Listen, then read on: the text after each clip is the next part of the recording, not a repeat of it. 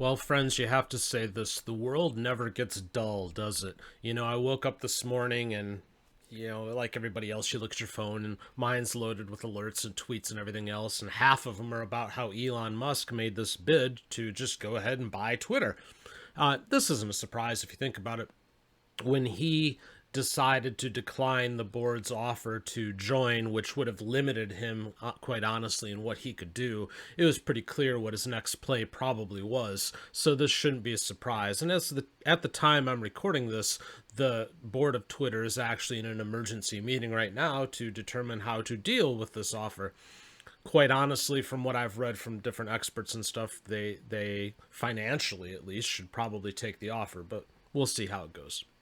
Anyways, what came into my mind with this, more than the, will it happen, won't it happen, all this kind of analysis that you can read on 1,000 websites everywhere, is how it's interesting to me who we're turning to now as a society to be our champions, okay? To be the ones who will lead us. Now, if you look back through history, there's always been people in power, and there always will be people in power. It's just kind of the way it is. But historically speaking, the people in power were like ruling families. If you look at the royalty in England, for example, or in other countries, if you look at North Korea right now with the Kim family, and how they've led for several generations now. There's always, throughout history, been these families of power, right? Well, now in modern society, it seems that we're turning to billionaires, which is just really interesting to me.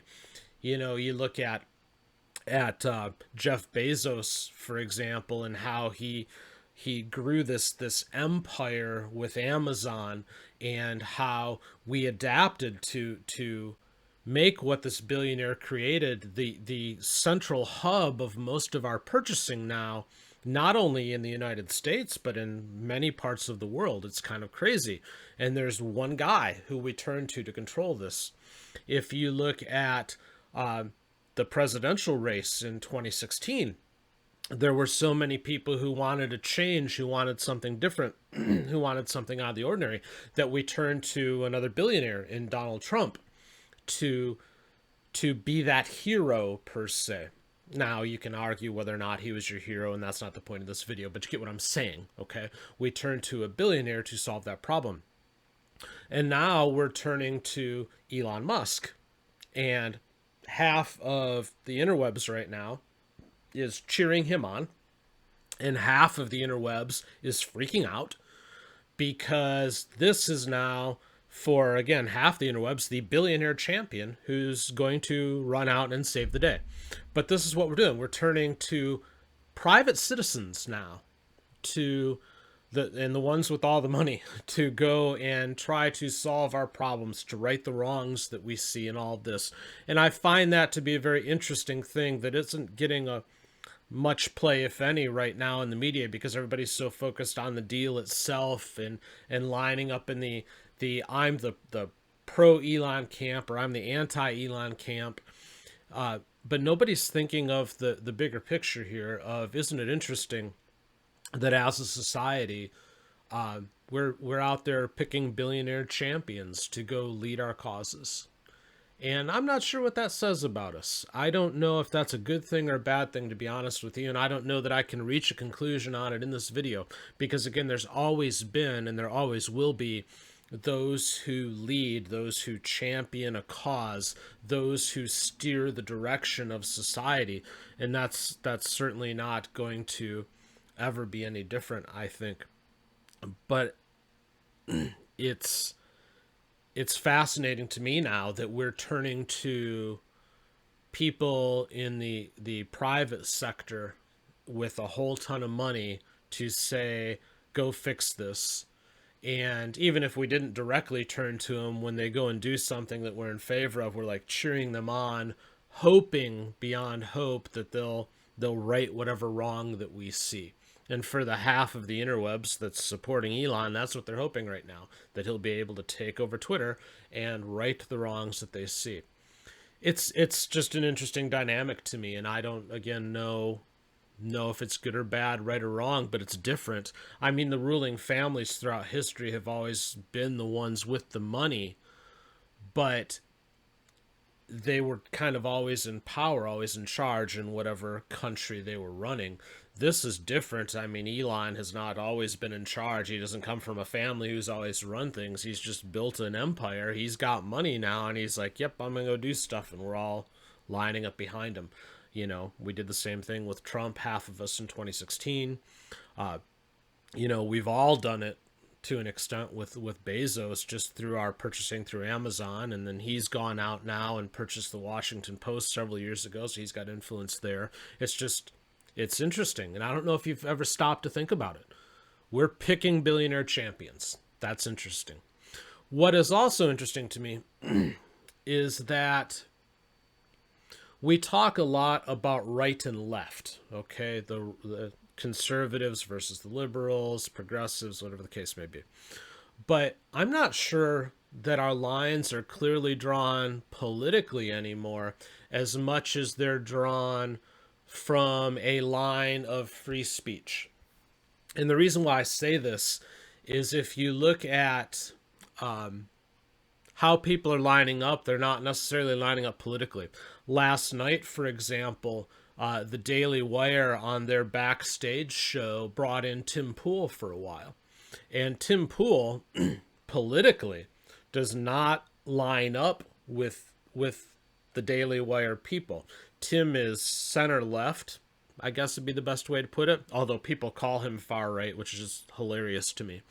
But then the guys at the Daily Wire are center right to very right, depending on which one that you're talking to. But they brought him on because they share this commonality of wanting to be able to have free speech, to be able to talk, to be able to express, stuff like that. So they line up that way. But then you look at other people, and it's often the Twitter blue check marks, to be honest with you. They're the ones that they say they're for free speech, but it has to be their speech that they're interested in having be free. So in reality, they're for speech limits. And it's interesting because that's a flip. If you look back historically, you would more argue that the right was the ones that were focused on traditional values and traditional speech, where the left was more like for freedom of expression, we should be able to say what we want and all of that. And now it's done a complete 180.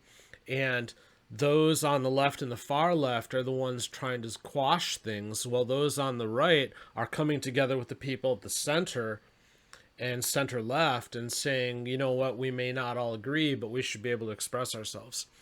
That's a political realignment that's going on, and Twitter is a place where that's becoming more and more obvious. And I think that's really what at least Elon says he wants, and what it boils down to is this ability for people to be able to communicate. And that's what he's saying isn't happening on the platform, and that's why he wants to buy it and take it private, so that people can have a free speech place to go that isn't as censored and isn't as regulated as Twitter is now. At least that's what he's expressing. Whether or not that's what he would or could deliver if he buys this, I don't know. We'll see. But it remains interesting to me that, once again, we're turning to a billionaire to solve, or at least those who believe it needs to be solved, what we see as wrong. So it's interesting. It's different. It's not something that's traditionally been done, not going to private citizens. So we'll see how this plays out. The purpose of this video is just to point that out, the idea that we're choosing billionaire champions now. And this is just another example of it. I'd be curious to know in the comments if you've thought about this point before, if it's really dawned on you that that's what we're doing, and what you think about that concept. Again, I don't know what to think of it personally. I don't know if it's a good thing or a bad thing, but we're doing it. And I think it's worth discussion and worth fleshing out what it really means for us. So do me a favor. Leave your thoughts in the comments and let's have a discussion. If you haven't done so already with this channel, please do take a moment to like, subscribe, share, hit the punchy thing if you're on Rumble. If you're on the podcast side, please do subscribe and leave a review if you'd be so kind. All of these things help us grow and we do appreciate it. I'm going to go ahead and leave it there for now. Until the next time I see you, thank you for watching.